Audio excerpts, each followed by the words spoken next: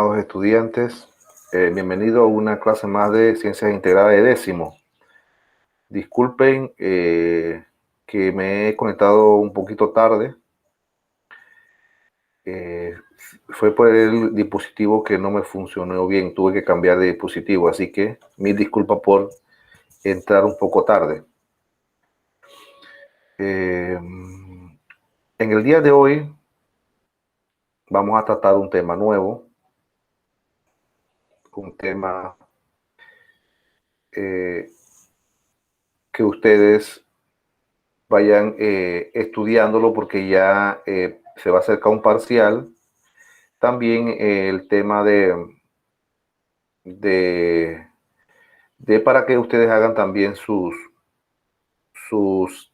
trabajos. Yo les pido que por favor vayan realizando los talleres que están colgados en la plataforma. Entonces, para mí es importante que ustedes vayan poco a poco saliendo de todos los talleres que tienen pendiente en hacer.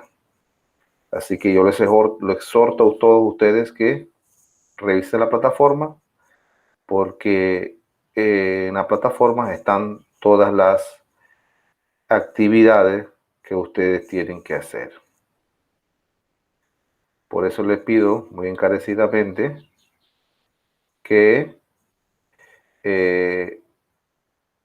estén al día con sus notas, porque cuando tengan que entregar notas, que no esté al final recogiendo notas que ustedes a mí me deben.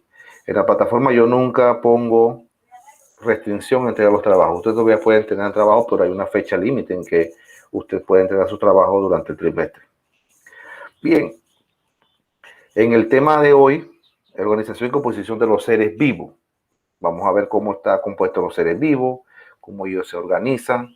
Acuérdense que la organización y composición en los seres vivos es una parte fundamental para que te consideren ser vivo. Parte fundamental de que la materia viva tenga ciertas funciones y ciertas características. Y nosotros necesitamos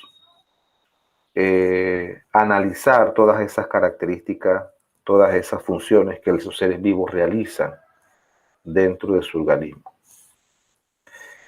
Todas las semanas en que vamos a dar clases siempre me gustaría compartir, me gustaría que estas normas de convivencia compartirlas con ustedes y tratar de que ustedes las respeten siempre. Bien, los seres vivos, por lo general, todos los seres vivos están compuestos por elementos químicos que son indispensables en nuestro organismo. Por decir, en los humanos, nosotros tenemos una cantidad más o menos de 25 componentes o elementos dentro de nosotros. Son elementos químicos. Y sin esos elementos químicos, entonces no hubiera vida.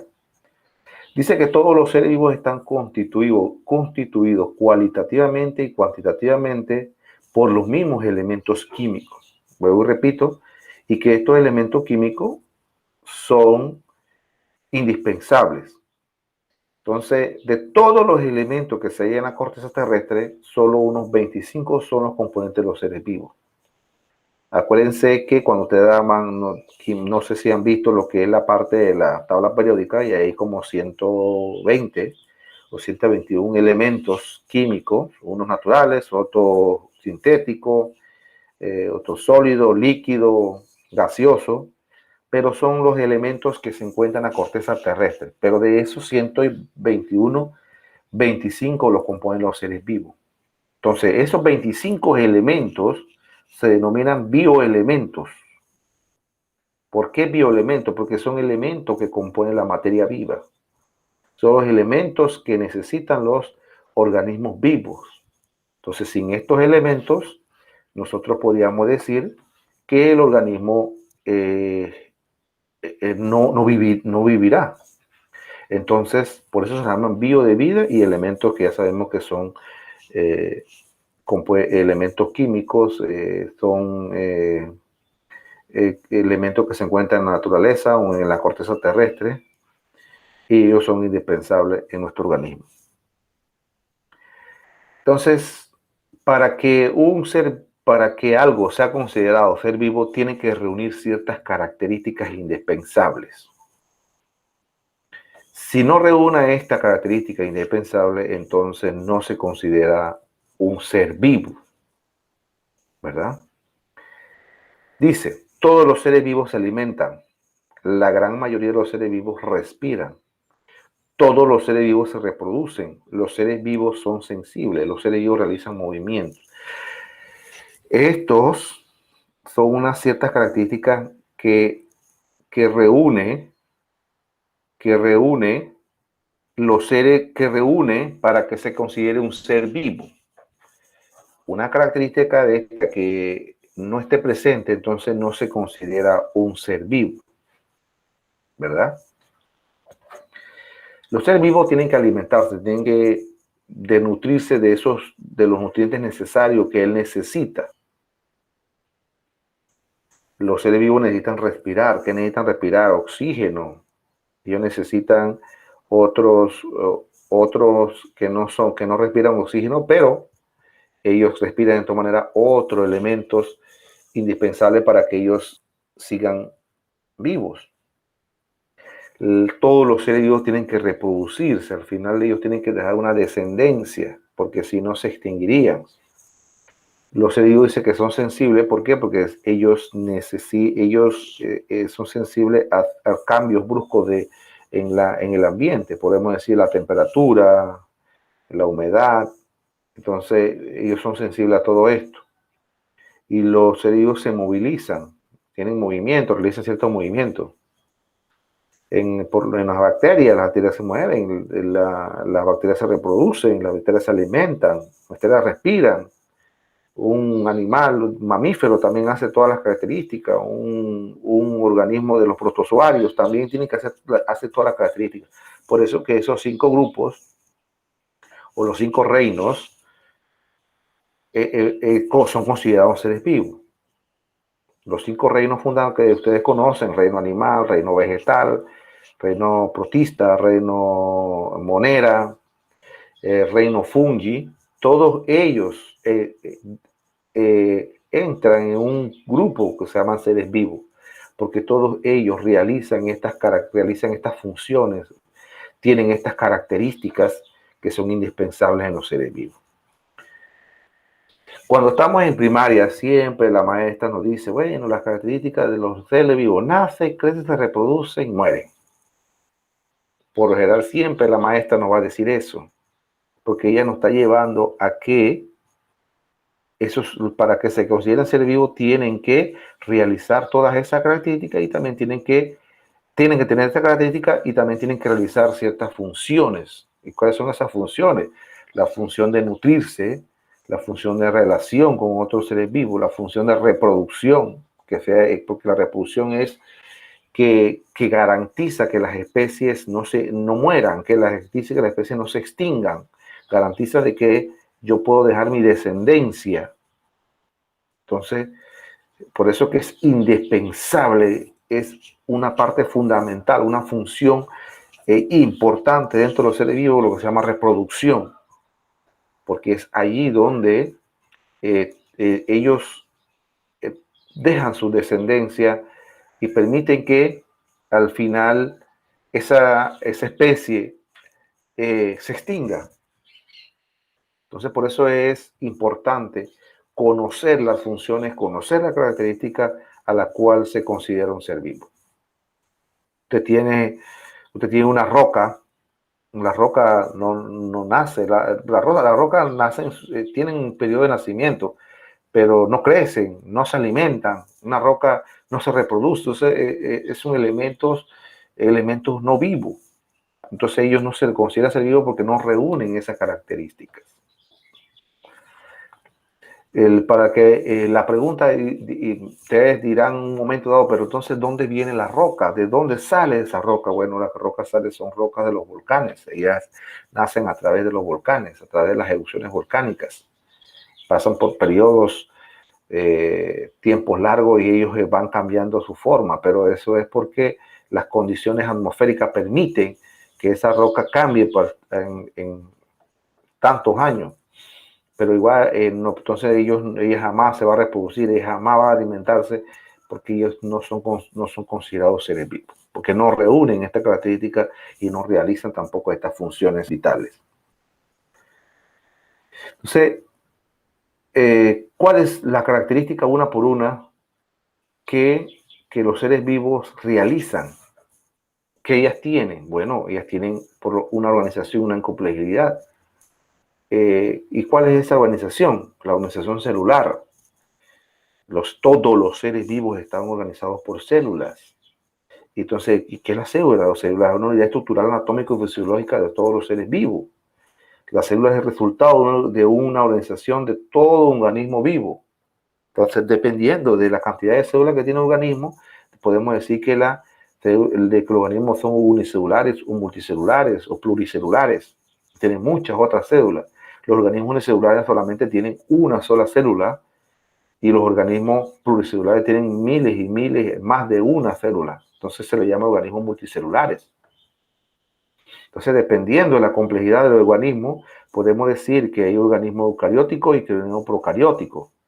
Pero los dos son células, los dos tienen células, sino que una tiene una forma celular procariota, tipo de célula procariota, y la otra eucariota, donde la complejidad todavía es mayor. Entonces, los organismos procarióticos, por lo general, todos los organismos que son las bacterias, ellas tienen células procariotas y algunas cianobacterias que pertenecen, a pesar de que no son bacterias, son cianobacterias porque realizan funciones o realizan funciones igual que las plantas, tienen pigmentos fotosintéticos.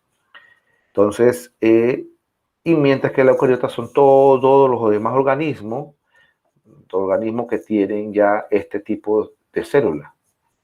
Eucariotas, ya los organismos más complejos. Entonces, para tener una idea de cómo se organiza un organismo y la complejidad de eso depende entonces del tipo de célula que tenga y la organización celular que tenga cada organismo.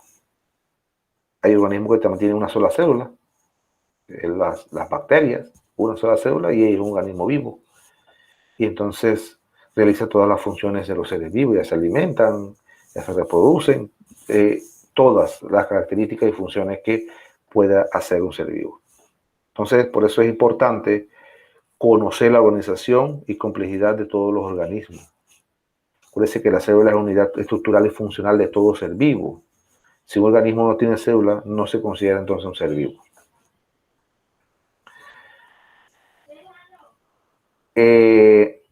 ¿Cuál es otra característica que le estaba diciendo? Y estábamos anteriormente enumerando por lo menos la sensibilidad. Estábamos hablando de la sensibilidad, entonces estábamos hablando de los cambios bruscos de temperatura, estábamos hablando de que los organismos se alimentan. Bueno, aquí hay una parte importante que el organismo tiene que realizar, que es la homeostasis, que es el mantenimiento y control de la constancia del medio ambiente. Eso significa de que la concentración de la concentración de ciertos minerales, de ciertas sustancias, tiene que estar por lo general a un balance. Tiene que haber una regulación dentro del organismo, porque si no, entonces el organismo tiende a decaer y tiende a morir. Entonces, por eso que es importante que nosotros, los seres vivos, nosotros los seres humanos, tenemos que regular la temperatura en nuestro cuerpo. Y cuando la temperatura no está regulada dentro del cuerpo, entonces estamos teniendo problemas de energía, de que no tenemos energía, problemas de regulación de las sustancias. Vamos a presentar entonces cuadros de enfermedades y entonces hay un trastorno que permite que el ser humano al final él tenga ciertas adversidades en el ambiente, pero para que esto no suceda, entonces el organismo debe tener un control de cómo está este medio interno en nosotros, y eso se llama termorregulación, osmorregulación, que es que es lo que permite que la temperatura esté normal, que la concentración de electrolito de agua dentro de nuestro cuerpo esté normal. Entonces, al trastocarnos todo esto, significa que nosotros tenemos un problema de salud grave en nuestro cuerpo y que había que combatirlo muy rápido.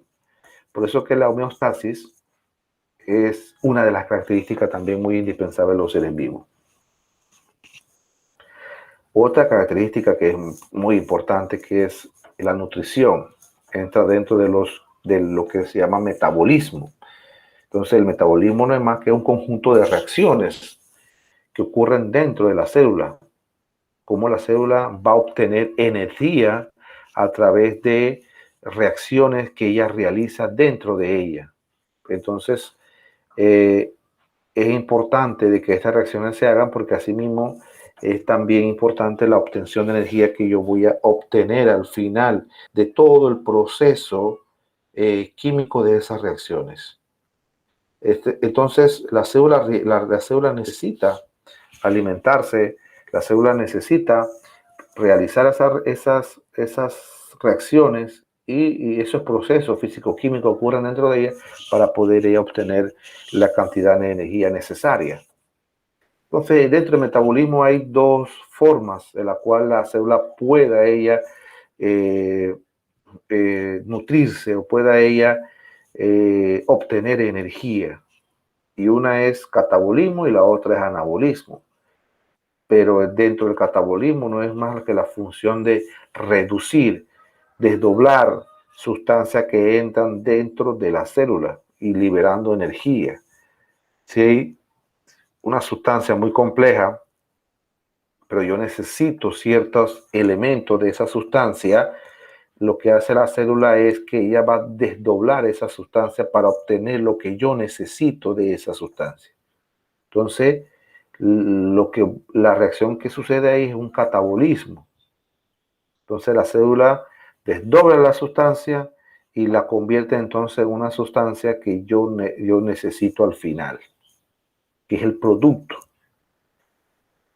Entonces, en la otra parte es donde ahí que yo necesito sustancias complejas, pero tengo que transformar esas sustancias complejas a partir de ¿qué? De sustancias sencillas. Ahí va a haber una síntesis, va a haber una formación de sustancias más complejas de un compuesto que yo necesito. Un ejemplo de esto viene siendo la fotosíntesis que realizan las plantas. Ellas realizan todo ese proceso para obtener al final un compuesto más complejo y que en verdad necesitamos. Entonces, este es un ejemplo de anabolismo. Igual también cuando ocurre la síntesis de proteínas. Yo necesito proteína, pero ella forma proteína a partir de elementos sencillos. Entonces, esto es anabolismo. Le decía que esta característica que se llama reproducción es para mí, una de las más importantes que los seres vivos necesitan realizar, porque es lo que me permite a mí que una especie perdure para toda la vida, para siempre, o sea, no se extinga y que se quede perpetua dentro de la naturaleza. Entonces la reproducción es lo que permite hacer esto. ¿Y qué es la reproducción? No es más que multiplicar nuevos individuos semejantes a sus progenitores, o también puede ser, va a tener al final una descendencia que no se parezcan, pero igual sigue la continuidad de las especies. Entonces acuérdense que dentro de los seres vivos hay dos tipos de reproducción, la reproducción asexual y la reproducción sexual. La reproducción sexual se necesitan dos progenitores en donde cada uno va a inyectar su parte genética dentro de ella y entonces va al final el individuo va a obtener la información genética de cada uno de ellos, de estos progenitores. Necesita un macho y una hembra para poder entonces tener lo que es el nuevo individuo. Mientras que en reproducción asexual solo basta con un solo progenitor, no hay no se necesitan dos progenitores, no necesita macho y hembra. Aquí solamente que necesita un individuo que pueda generar más individuos. Esos son tipos de reproducción asexual. No intervienen gametos masculinos y gametos femeninos. Por ejemplo, ahí tenemos en la pantalla una estrella de mar. Estrella de mar usted la puede partir en 5 pedazos y van a ser 5 estrellas de mar nuevas. Usted puede agarrar un pedazo de la hidra y de esa hidra van a ser una hidra nueva. No sé, una de las características que ustedes pueden observar a diario en casa es que usted tiene una lombriz, usted la parte en dos, usted va a ver que van a nacer dos lombrices. Va a haber dos lombrices, así mismo, pero eso es un tipo de reproducción asexual que realizan esos individuos.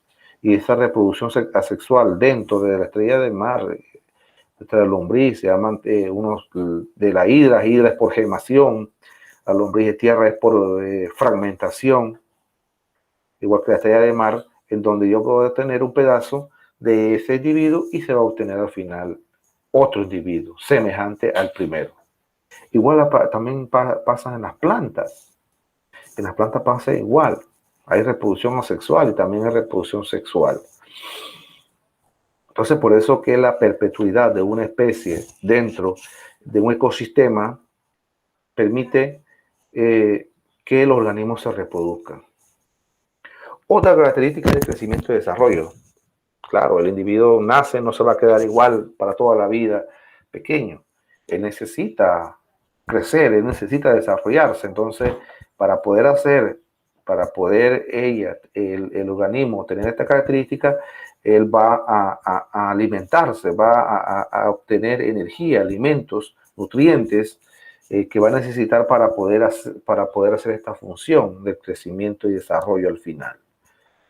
Porque dentro del crecimiento y desarrollo también es una característica indispensable, porque el organismo no tiene que quedarse como nace, él tiene que incrementar su peso, su longitud y aumentar el volumen de él. Entonces, para poder lograr eso, el organismo tiene que llevar esta característica que se llama crecimiento y desarrollo. Otra de las características importantes de los seres vivos es la irritabilidad. Pero ¿qué es la irritabilidad? Es la capacidad de poder responder al estímulo del medio ambiente.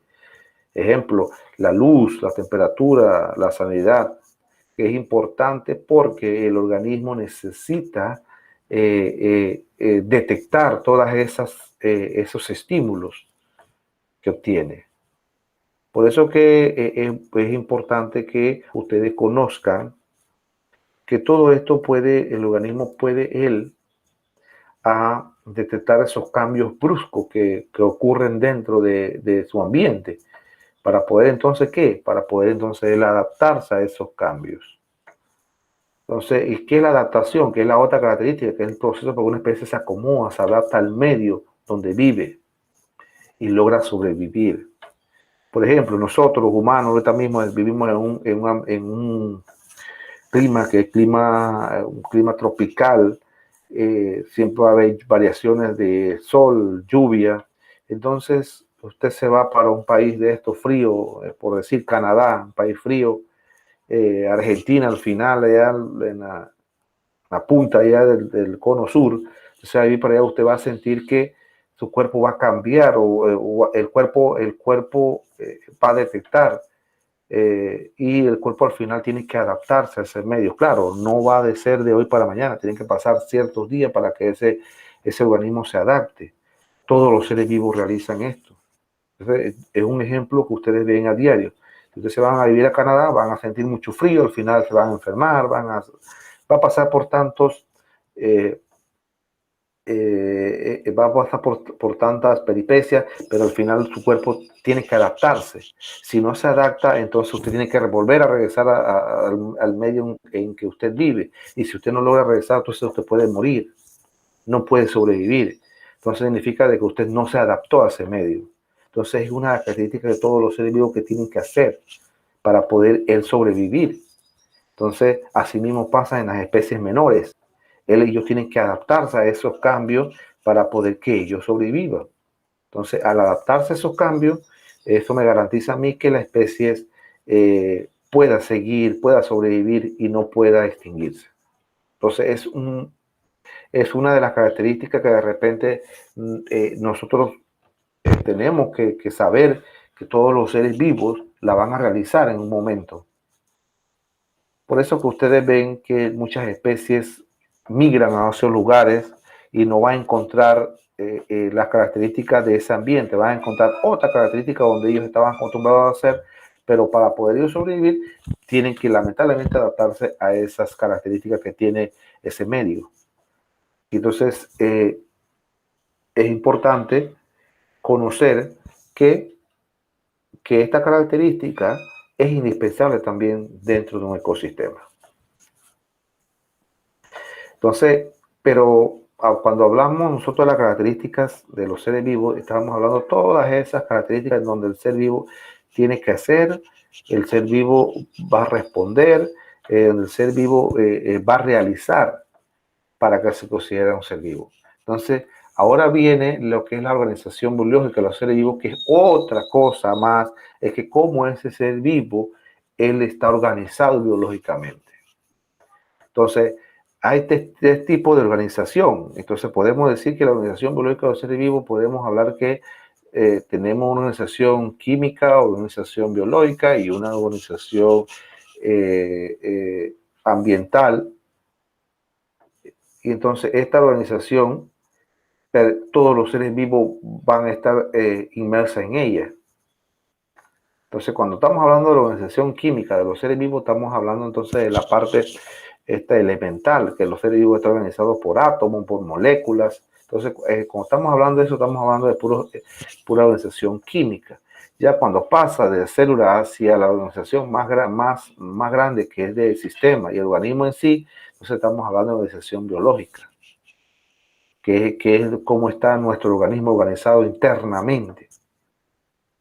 Entonces, cuando se habla de organismos, poblaciones, comunidades, ecosistemas, biomas, la biosfera así, completa todo, la organización esa, entonces estamos hablando de una organización ambiental, una organización en donde los seres vivos, cómo ellos están organizados, cómo ellos se organizan a través de población, a través de comunidades, a través de ecosistemas.